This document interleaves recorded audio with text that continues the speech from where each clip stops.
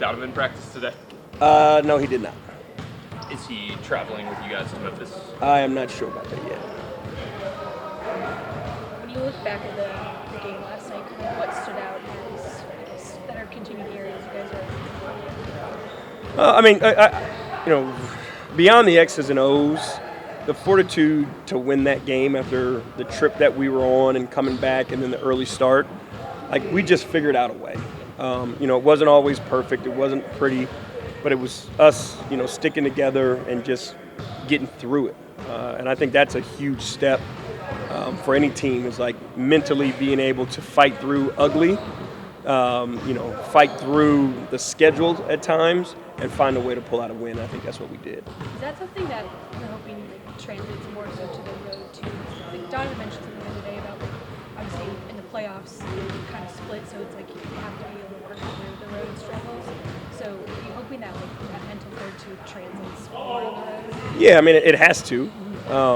But I don't want to put too much on the ups and downs of our road, because again, I think there are different causes for what's happened to us on the road that we have to be better at and that we need to address, obviously. But it's not just a matter of being at home or on the road, right? There's just certain things that we need to make sure we improve on and that we carry with us. It's not you're not concerned about, I guess, No, we'll be fine. The trade deadline's a few weeks away. There's been a lot of conversation about your guys' small forward spot. It started with Karras, it's gone to Lamar, it's gone to Isaac.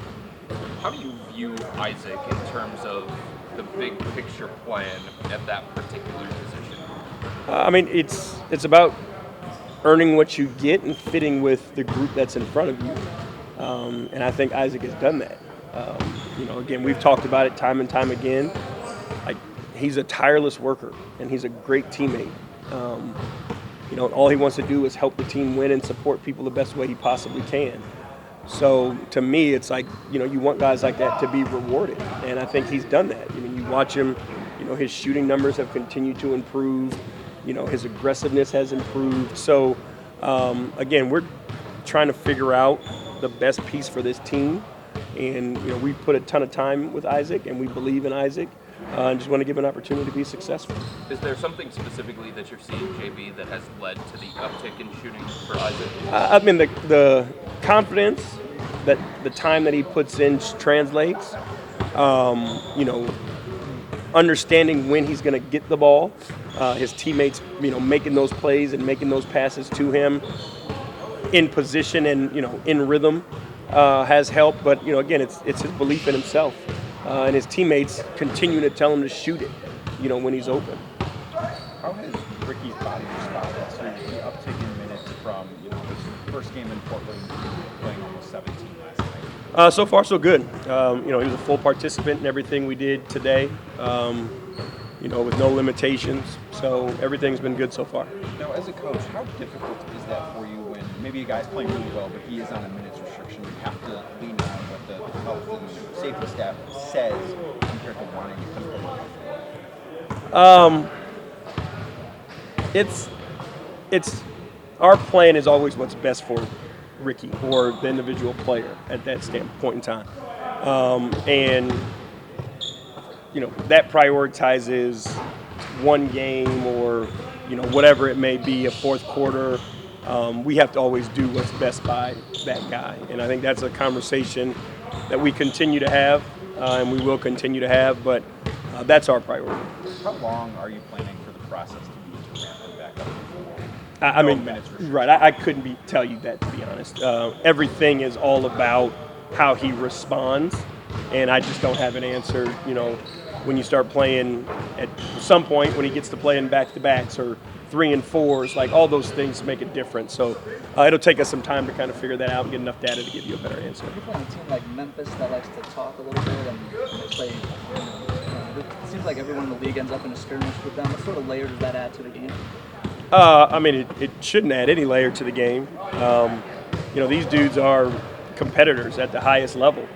So we go out and they'll go out and compete against anybody. And, the talk is fun, but that's all it is talk. And at the end of the day, you got to play basketball. Kevin Love. I don't know if you call it swagger or great heart, whatever. How important is that to the recipe for winning? I mean, belief in yourself is, the most important thing. We've seen guys like find that level when they believe in themselves. The talent starts to match that belief, and that's when you become a great individual player. And it's the same thing with teams. When you believe in yourself, that your collective becomes something greater than the individual, and that's when you become, really good teams. The chippiness element that team has, is that part of the formula? Where is that for them? I mean, it works for them. You know what I mean? Like, every team is different. And you watch them, they enjoy it, they've embraced it. Like, they celebrate it, they take the lumps that come with it, but it's obviously been clearly successful for them. So, but every team's not built the same. They don't have the same character or personalities, so it's not going to be the same for everybody. Kevin Love's been in an extended shooting funk. Where's your level of concern on that? It's very small because I know Kevin, and I know Kevin's a great elite shooter, and he'll find his way out of it. Do you sense him being bothered by the thumb still? I don't know if it's the thumb. Like, he doesn't make excuses. Again, you watch him, he puts in the time, he puts in the work. So, I know he'll get out of it. What have you liked about what he's brought to the table, other than the shooting element that we just talked about? I mean, he's always rebounding, which helps us finish possessions, which helps our defense. And then he makes his teammates better. He always has a way of creating for other people, whether it's ball in his hands, getting assists, or creating that gravity that he holds to open up the floor for other people as well. This will be the last question. I know we talked recently about Dean coming back soon. How's his progression? Where's he at in that process? Again, he's heading in the right direction, and we're hopeful that he'll be back soon. Is he like 5-on-5 yet, or is it still?